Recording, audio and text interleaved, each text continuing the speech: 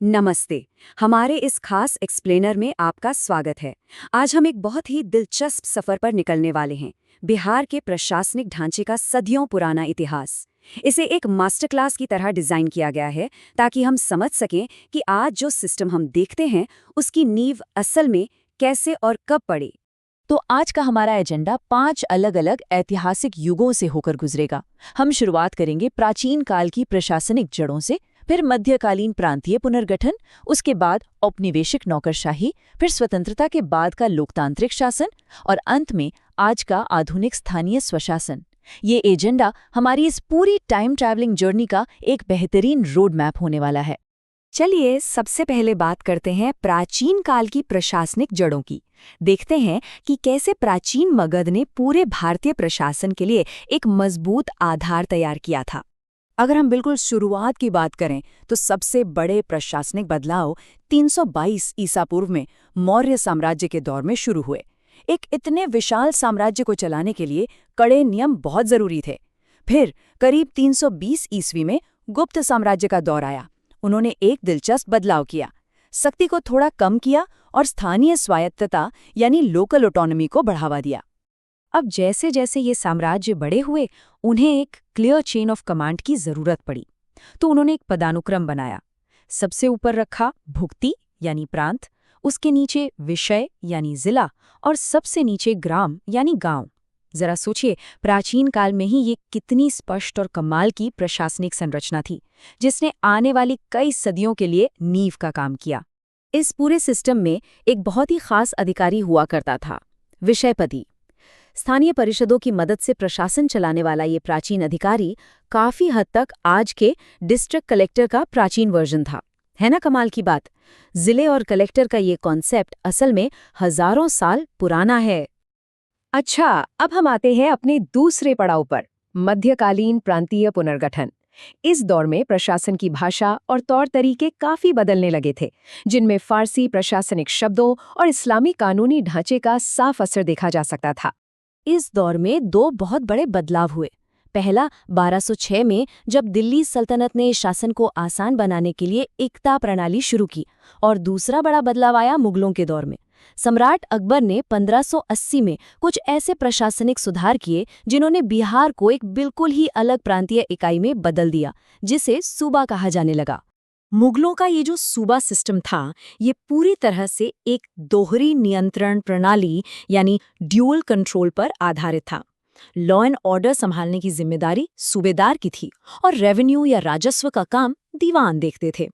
उन्होंने बिहार को आधिकारिक तौर पर 8 सरकारों या जिलों में बांट दिया था, और हाँ, गांव के स्तर पर जमीनों का रिकॉर्ड रखने के लिए पटवारी नियुक्त किए गए।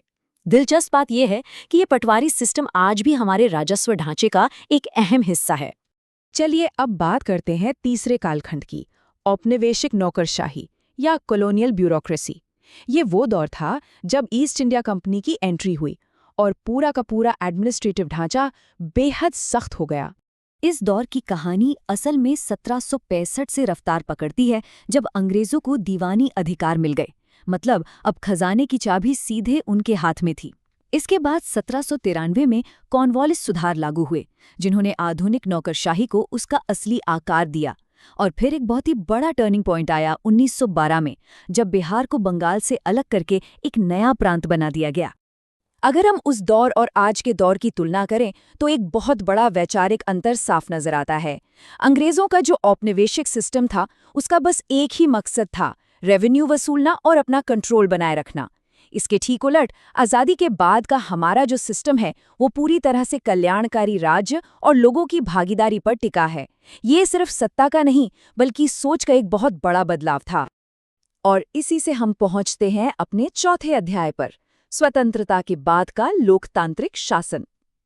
अब संविधान आ चुका था और शासन का पूरा मकसद बदल गया था। अब फोकस सत्ता पर नहीं, बल्कि आम जनता के विकास पर था। आज़ादी के बाद बिहार में कई बदलाव हुए, लेकिन यहाँ एक बहुत ही जरूरी सवाल उठता है।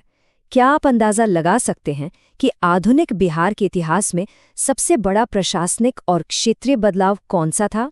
जवाब है साल 2000 का बिहार पुनर्गठन अधिनियम। 15 नवंबर 2000 को 18 दक्षिणी जिलों को मिलाकर एक नया राज्य बनाया गया, झारखंड। इस एक फैसले ने खनिज संसाधनों से भरे दक्षिणी पठार को अलग कर दिया और रातों रात बिहार के भूगोल के साथ साथ उसकी प्रशासनिक चुनौतियों को पूरी तरह से बदल कर रख दिया। इस बंटवारे के बाद आज हम जिस बिहार को जानते हैं वो प्रशासनिक रूप से ठीक 38 जिलों में बटा हुआ है और कामकाज को बेहतर ढंग से चलाने के लिए इन 38 जिलों को 9 डिवीजनों यानी प्रमंडलों में ग्रुप किया गया है। ये आंकड़ा याद रखना बहुत जरूरी है। अब हम अपने एजेंडे के आखिरी और शायद सबसे अहम हिस्से पर आते हैं, आधुनिक स्थानीय स्वशासन। सत्ता का असली विकेंद्रीकरण या कहें डिसेंट्रलाइजेशन असल में यहीं से शुरू होता है। 73वें और 74वें संविधान संशोधन ने पूरी तस्वीर ही बदल दी। राज्य सरकार ने स्थानीय संस्थाओं को जबरदस्त ताकत दी। मकसद बिल्कुल साफ था, सत्ता को जमीनी स्तर तक ले जाना, ताकि पंचायतें और नगर निकाय सिर्फ नाम की प्रशासनिक इकाइयां न रहें, बल्कि वो वास्तव में समावेशी, पारदर्शी और पूरी तरह से जवाबदेह संस्थाएं बन सकें। बिहार की इस त्रिस्तरीय यानी 3 टियर पंचायती राज व्यवस्था को समझना काफी आसान है। बस इस तरह सोचिए, हर स्तर पर एक चुना हुआ प्रतिनिधि है और उसके साथ एक प्रशासनिक अधिकारी। जैसे जिला स्तर पर जिला परिषद अध्यक्ष के साथ डीडीसी होते हैं, ब्लॉक स्तर पर पंचायत समिति प्रमुख के साथ बीडीओ यानी ब्लॉक डेवलपमेंट ऑफिसर काम करते हैं और गांव के स्तर पर मुखिया के साथ होते हैं पंचायत सचिव। यही वो टीम है जो विकास को गांव-गांव तक ले जाती है। अच्छा, यहाँ एक बहुत ही शानदार और ऐतिहासिक फैक्ट है जिसे इग्नोर नहीं किया जा सकता। 2006 के बिहार पंचायती राज अधिनियम ने बिहार को पूरे देश का पहला ऐसा राज्य बना दिया जिसने स्थानीय निकायों में महिलाओं के लिए पूरे 50% आरक्षण को अनिवार्य कर दिया। ये महिला सशक्तिकरण के लिए सच में एक बहुत बड़ा गेम चेंजर था।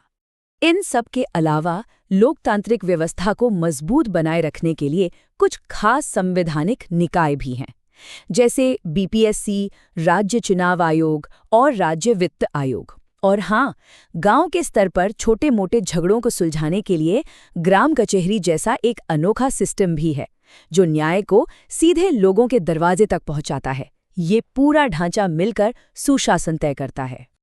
तो प्राचीन मगध के साम्राज्यों से लेकर आज की इन मॉडर्न ग्राम पंचायतों तक के इस सफर को देखने के बाद दिमाग में एक सवाल जरूर आता है, एडमिनिस्ट्रेशन में आगे क्या होने वाला है? क्या हमारा भविष्य ई पंचायत मिशन जैसी तकनीक पर आधारित और भी ज्यादा स्मार्ट और लोकल व्यवस्थाओं की तरफ बढ़ेगा? खैर, इस सवाल के साथ हम आज का ये एक्सप्लेनर यहीं खत्म करते हैं। इन ऐतिहासिक कड़ियों को जोड़ते रहिए और इस बदलते हुए प्रशासनिक ढांचे पर नजर बनाए रखिए।